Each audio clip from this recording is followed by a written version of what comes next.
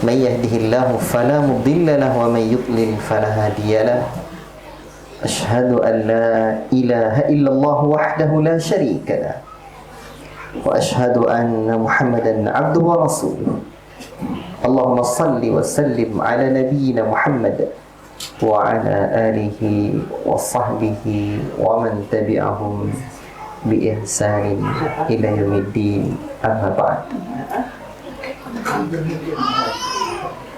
Yang kami muliakan orang tua, wali murid, ibu-ibu yang hadir, bapak-bapaknya ada bu? Ada sebagian, alhamdulillah. Artinya anak-anak kita masih punya bapak ya? Alhamdulillah. Di saat negeri kita ini negeri yang anak-anak kehilangan bapak, dan alhamdulillah masih ada bapak-bapak yang hadir, alhamdulillah. Yang kita muliakan ketua yayasan kita, Masya Allah, beliau punya semangat. Saya baru pertama kali jumpa, tapi sejak dari komunikasi kemarin saya sudah lihat dedikasi beliau yang tinggi. Semoga Allah Ta'ala bimbing beliau. Betul ketua yayasan Pak ya? Alhamdulillah. Dan kawan-kawan di sini masih muda, tapi udah nikah Mas? Alhamdulillah. Kalau tidak ini calon-calon menantu idaman. Bapak Ibu yang dimuliakan oleh Allah Subhanahu wa Ta'ala, di YouTube beredar video, silakan Ibu Keti yang bawa handphone. Video singkat berdurasi 4 menit 29 detik atau 4 menitan, karena sudah ada yang ngedit-ngedit yang lain. Judulnya penyesalan seorang dokter ternama. Penyesalan seorang dokter universitas ternama. Jumpa? Silakan yang punya handphone dilihat dulu.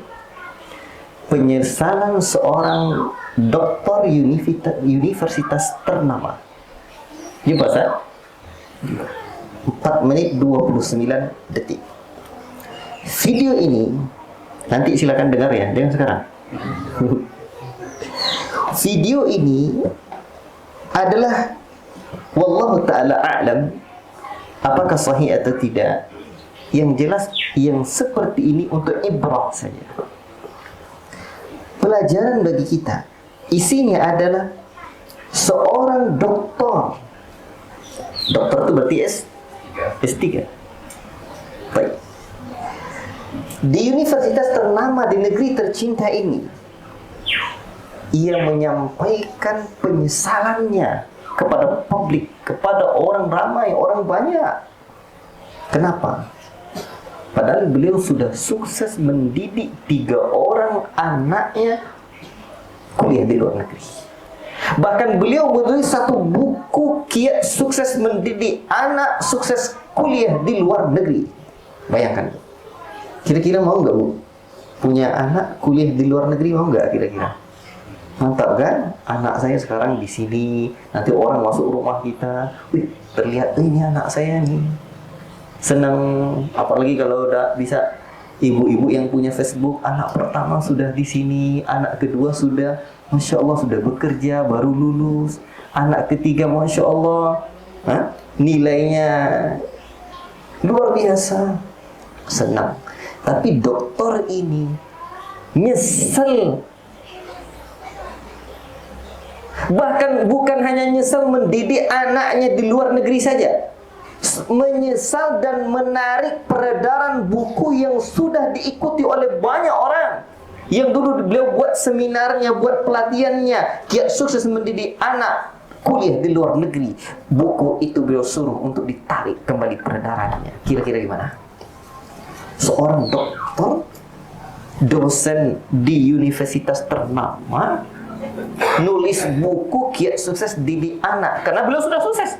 Orang yang mengikuti bukunya pun juga sudah sukses, tapi kok beliau suruh tarik peredaran bukunya lagi dan menyampaikan penyesalannya.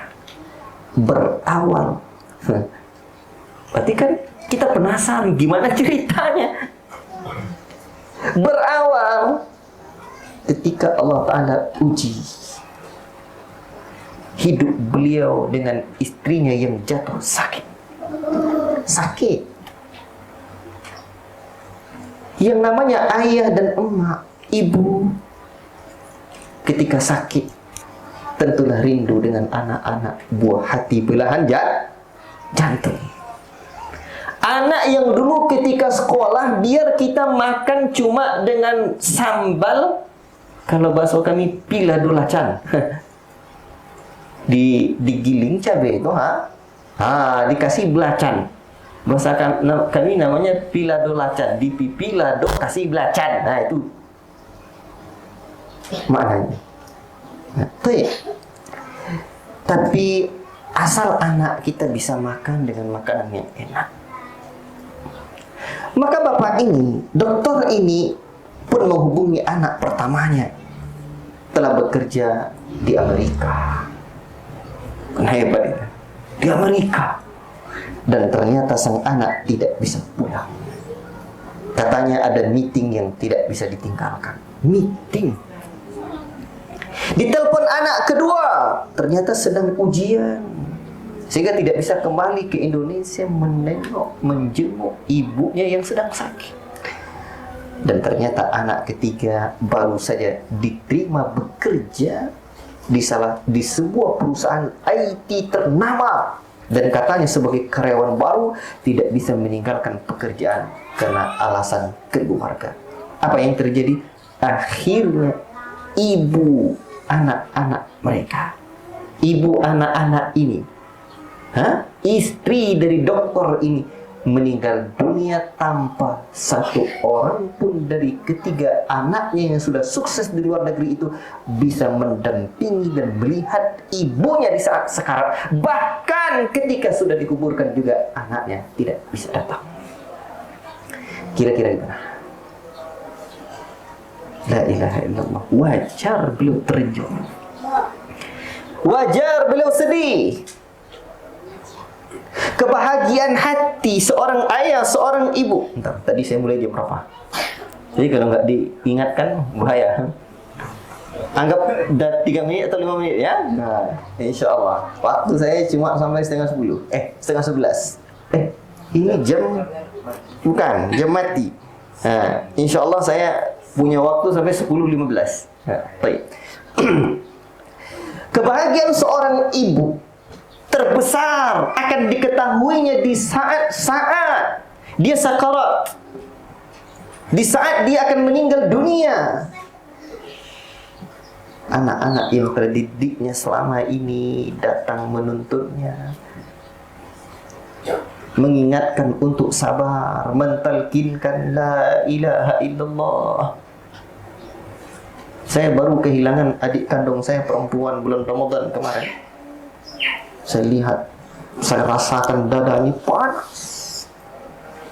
Karena adik saya, begitu saya datang, dia panggil saya bilang sama beliau, jangan kamu hiraukan dunia ini lagi, dunia ini hanya sebentar. Insya Allah, saya, emak, semua kita akan berkumpul dan berjumpa lagi di surga. Saya ingatkan ucapan la ilaha illallah, kesempatan kamu untuk mengucapkan la ilaha illallah, surga Allah, la ilaha illallah. Beliau ikuti saya. Dan Masya Allah, saya bahagia sekali. Saya tidak dengarkan yang terluar dari lidahnya melainkan la ilaha illallah. Itu kebahagiaan saya yang luar biasa. Orang kasih mobil pun tak sebanding Pak dengan kebahagiaan saya bisa menuntun adik saya. Itulah kenangan-kenangan indah terakhir yang terukir dalam kenangan kami. Semoga saya berjumpa lagi dengan adik saya besok. Ayah saya juga demikian. Saya senang. Dulu saya memang kalau orang tanya belajar di mana Ustaz, di jalan-jalan, ya sambil jalan-jalan belajar. Itu dia. Berarti Ustaz nggak tamat Timur Tengah, nggak tamat dari mana, nggak tamat-tamat sampai sekarang. Memang saya nggak nempuh jalur kuliah. Hah? Memang dari dulu mau lagi belajar ke Saudi, mau ke Yaman, ke Unaiza. Qadarullah, saya tidak bisa meninggalkan ayah dan emak saya. Sampai akhirnya ayah saya meninggal dunia. Sekarang mak saya tinggal lagi, sudah sakit-sakitan pula. Yang terberat perjalanan saya meninggalkan mak saya ini. Tapi ada rumah abang saya di belakang rumah mak. Baik. Namun biarlah saya tidak bisa kemana-mana. Kalau saya mungkin tinggalkan ayah saya dulu, ayah saya mungkin tidak mendapat hidayah. Saya menghibur hati saya beberapa tahun menjelang meninggal dunia. Ayah saya alhamdulillah banyak mengkaji tauhid, mengkaji sunnah. Alhamdulillah. Maka ketika ayah saya menjelang meninggal dunia, saya bilang, entah mungkin itulah efeknya, responnya, refleksnya. Saya bilang, alhamdulillah akidah ayah sudah berubah. Saat itu beliau sudah sekarang tak tahu apa yang ada di hati saya. Allahu Akbar.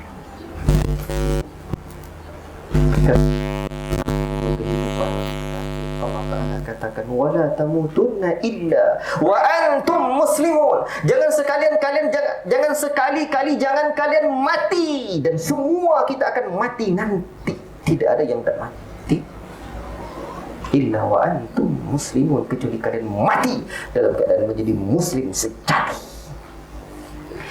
Dan godaan terbesar yang datang dalam kehidupan ini adalah menjelang kita akan meninggal dunia.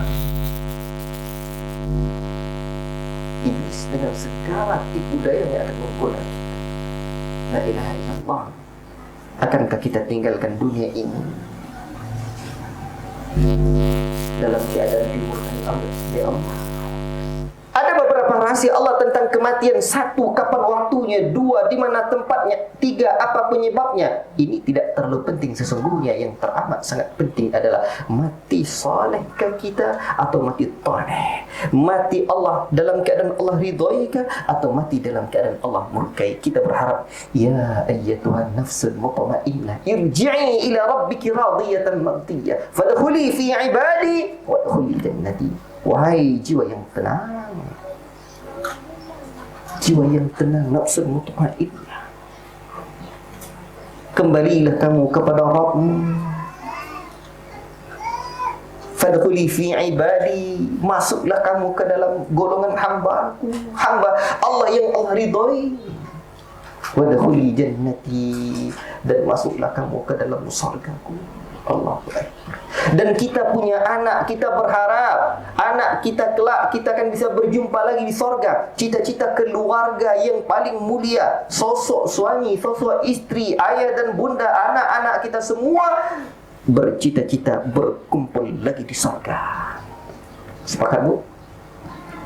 Kita nak kumpul lagi dengan ayah kita, dengan mak kita, dengan anak kita, dengan suami kita di sorga. Kehidupan dunia ini hanya sebentar, sebentar saja.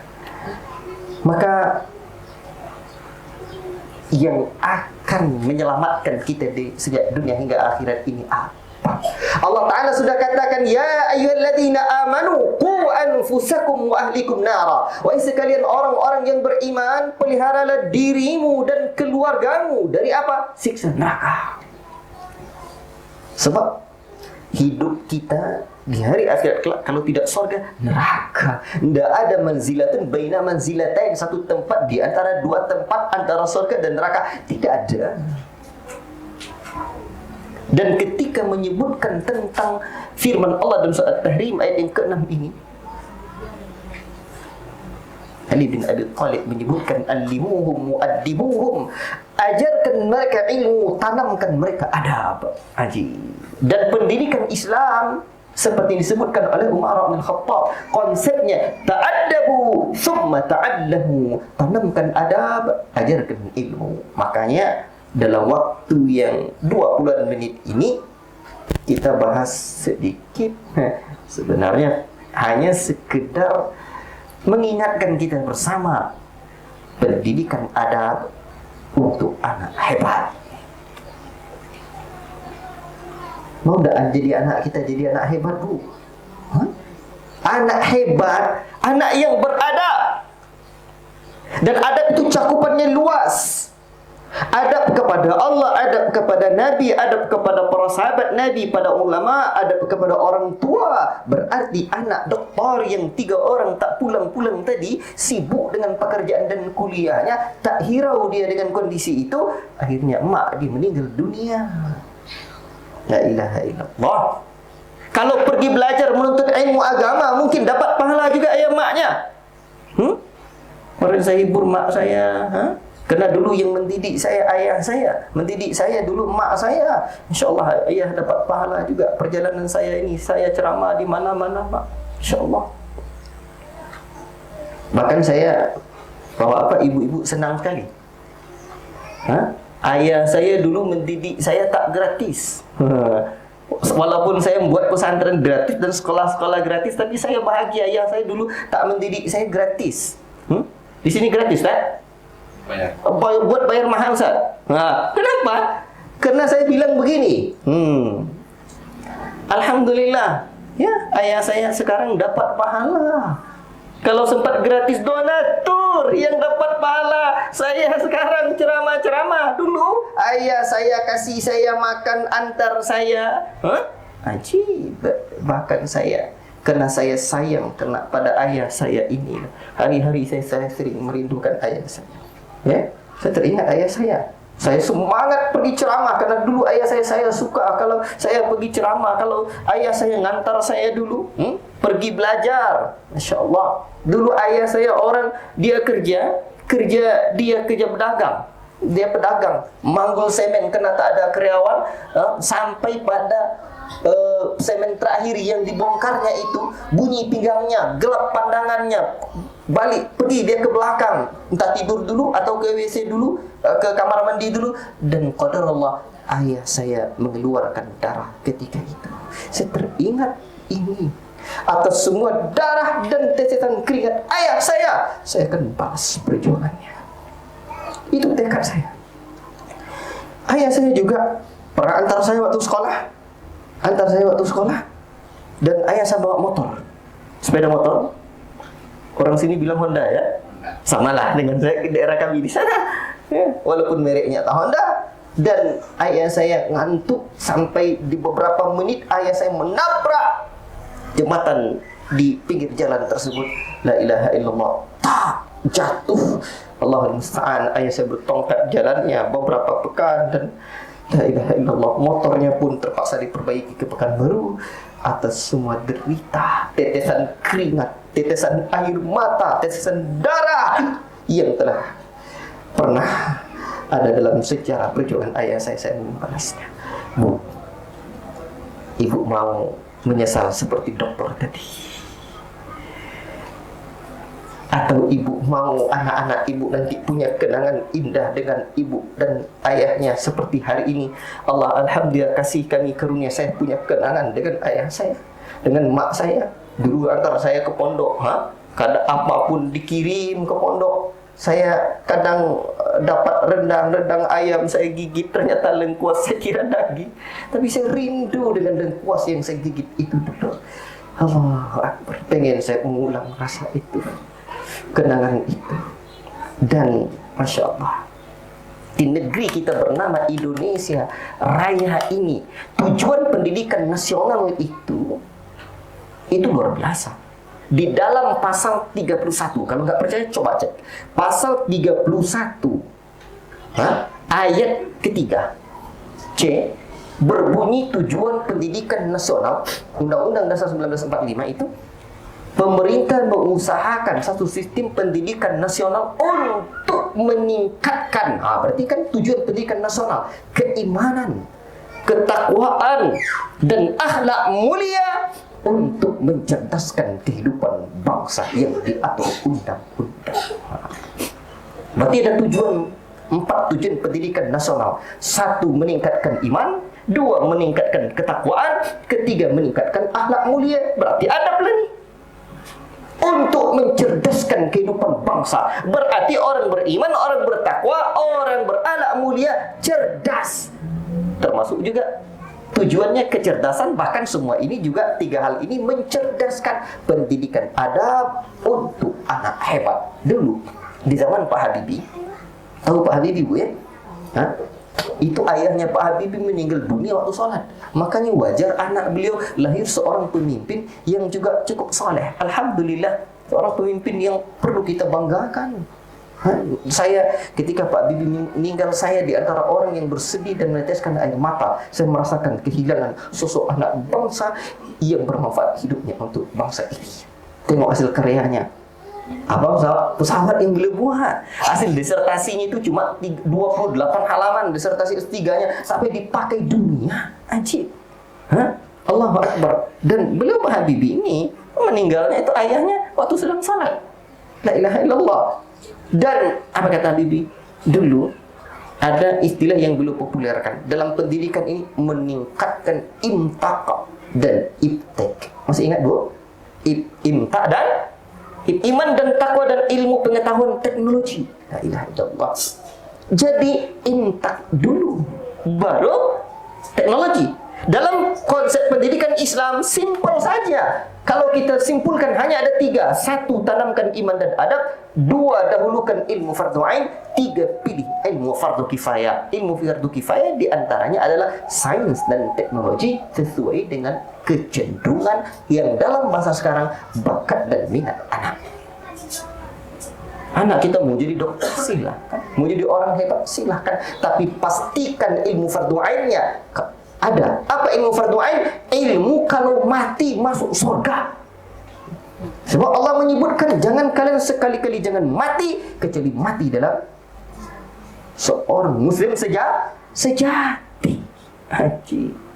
La ilaha illallah. Bahkan orang-orang sukses dari sisi dunianya, dia punya mobil mengkilat, rumah bertingkat, uang dia berlipat-lipat, bini tempat mas. Tapi sayang, dia bejat, dia akan mendapatkan laknat. Dia makhluk yang paling dimurkai oleh Allah Subhanahu wa taala ketika dia melanggar syariat Allah, melanggar tauhid, terjerumus dalam kesyirikan. La ilaha illallah. Makanya iman dan takwa anak, ternyata itulah cara kita menyelamatkannya dari neraka. Bukankah Allah tadi sudah sebutkan oleh Ali bin Abi Thalib bahwa cara menyelamatkan dari neraka, adibuhum wa'adibuhum, tanamkan adab, ajarkan mereka ilmu. Ajib, luar biasa. Itu. Maka dididik anak kita di sini dengan didikan Al-Quran, dengan didikan iman, dengan didikan adab. Ternyata cara menjadikan anak hebat. Ternyata syarat atau sesuai dengan tujuan pendidikan nasional. Allahu Akbar. Ibu, apa yang dimuliakan oleh Allah Subhanahu wa taala? Cukup ini? Ya? Udah ada 3 menit lagi. Jadi sekarang berbahagialah. Ada TK di sini, ada TPA di sini. Namanya pun cinta Al-Quran. Allahu Akbar. Bu, tidak apa-apa Bu, hidup dunia ini hanya sementara. Sekedar hanya pelantang, pelentong begini, begitu wafat. A'maru ummati ma baina sittina ila sab'in. Umur umatku hanya kisar 60 sampai 70 tahun. Wa aqallu min dzalik. Dan sedikit saja orang yang lewat usianya dari 70 tersebut. La ilaha illallah. Sebentar. Hari ini ibu-ibu ada yang berumur 30 tahun, 40 tahun, masih teringat enggak usia-usia 10 tahun dulu? Oh, masih ingat. Luar biasa. Lasak saya Ustaz. Memang betul main aja kerja saya, sebentar-sebentar marah mak saya buat. Ternyata sekarang umur 40 tahun, umur udah 35 atau umur udah 45. Ternyata udah 3 sekian tahun kita habiskan. Bagaimana kalau Allah wafatkan kita, kasih jatah 1 tahun lagi? Itu artinya hidup ini sebentar. Berapalah perbandingan 1 tahun dibandingkan dengan 35 tahun yang sudah kita habiskan? Berapalah umur 40 tahun, 1 tahun dibandingkan 40 tahun yang telah kita habiskan? La ilaha illallah. Bu, nanti sampai di alam kubur rapuh tulang belulang kita. Kalau hari ini orang jadi pegawai, buat kebun, Pak Haji banyak kebunnya nih ya. Orang apa? Mau dapat pensiun di hari tua, betul? Kalau orang mikir pensiunan untuk kerja dapat uang, hepeng duit dari hasil sawit dan yang lain-lainnya, kenapa?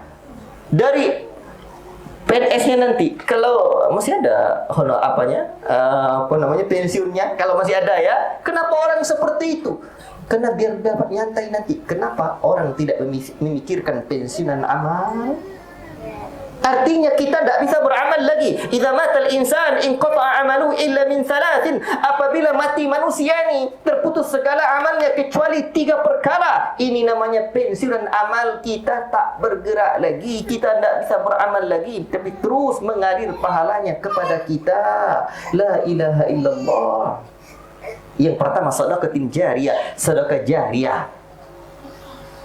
Bukan sedekah jariyah. Kalau sedekah jariyah sesak napas tuh. Betul?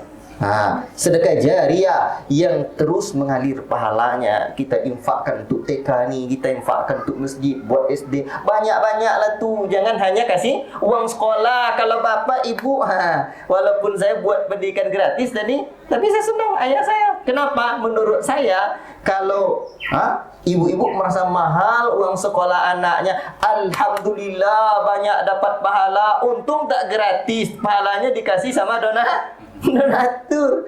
La ilaha illallah. Sedekah jariyah. Baik, sedekah jariyah. Baik, tapi guru-guru orientasinya jangan uang terlalu rendah, itu uang itu berjuang, itu orientasi dalam dunia pendidikan. Karena pahalanya besar. Berapalah uang rupiah segitu? Baik. Kemudian yang kedua, ilmin wa waladin salihin yad'u lahu. Anak yang saleh. Yang kedua, ilmu yuntafa'u bihi, ilmu yang dimanfaatkan orang. Ngajar guru-guru. Jangan muak-muak. Kalau orientasinya uang, rendah semangatmu. Kehidupan dunia ini hanya sebentar. Dan yang ketiga adalah wa waladin salihin yad'u lahu. Anak yang saleh yang mendoakan kedua orang tua. Bu, kita ni kalau dipikir-pikir hidup ini hanyalah sekedar mengukir kenangan yang nanti akan kita kenang-kenang dan akan dikenang-kenang orang. Dua tu dia. Mengukir kenangan sekedar hanya dikenang-kenang orang dan kita akan mengenang-kenangnya nanti. Maka tinggalkanlah kenangan yang baik. Pulau Pandan jauh di tengah, di sebalik Pulau Angsa 2. Di mana tu? Di Pariaman sana. Hancur badan di kandung tanah, kata orang tua kita. Budi baik kan terkenang jiwa. Budi baik tu anak kita yang pertama dulu. Buat waladatka ummuka ya ibna adam bakiya wan nasu haulaka yadhakuna surura fa'mal li nafsika an takuna idza baqaw dhahikan masrura. Beramallah dulu wahai anak Adam, engkau dilahirkan dalam keadaan menangis. Ada ibu-ibu yang lahir dulu tertawa, Bu? Tak ada. Begitu lahir, tak ada. Begitu lahir, nangis anak saya ni, namanya Soleh Fauzan ini. Dulu tak nangis awal lahirnya beberapa detik. Habis dan suruh nangis lagi, nangis dia. Tak ada yang tidak menangis. Tetapi orang-orang yang sekeliling kita, wanasu haulaka yadhakuna surura, orang-orang sekelilingmu tertawa, tersenyum dia. Maka beramallah kamu, berkaryalah kamu dalam hidup yang sesaat ini, agar nanti di saat mereka menangisi kepergianmu, sedih dia, mak saya dah wafat, mak saya mau meninggal dunia, sedih dia. Tapi kamu antakuna idza baqaw dhahikan masrura, kamu tersenyum bahagia menghadap Rabbmu. Jadi biar orang Pak tertawa kita lahir menangis, dan buatlah orang menangis kita tersenyum bahagia menghadap Rabb kita. Dan jangan sampai kebalik ke orang kita nak lahir nangis, orang tertawa, begitu lahir, begitu meninggal dunia, kita nangis, orang tertawa lagi. Kacau kali hidup kita. Padahal hidup ni hanya sesaat. Wallahu ta'ala a'lam bishawab. Dan lebih sikit, Bu, ya, waktu yang singkat ini, mudah-mudahan lain waktu kalau ada sumur di ladang, boleh kita menumpang mandi. Masih ada ladang sini. Kalau ada umur sama panjang bolehlah kita berjumpa lagi. Tadi di mobil atau belakang, mungkin sekarang saya bersama anak istri saya, bersama Ustaz Rizal dan istrinya juga. Alhamdulillah kami perjalanan ini sampai ke Jakarta dan keliling ini, nyari ilmu, nyari pengalaman, share pengalaman, dan perjalanan ini semoga diberkahi oleh Allah Subhanahu wa taala. Kapan-kapan Ibu ke Pekanbaru, mampirlah di Lipat Kain, tanya Ustaz sedang ya, bukan pasti nanti kenapa saya. Dia ya, alhamdulillah sekarang dia udah naik ke bendera ya, itu Pak udah bantu ya. Ada hal jadi juga betul, dan nama saya Sio. Nanti kalau tak kenal, tak saya pula, tak kenal maka tak cinta maka itu saja. Baiklah, sekian apa yang dapat saya sampaikan, dan terima kasih atas waktu yang telah diberikan.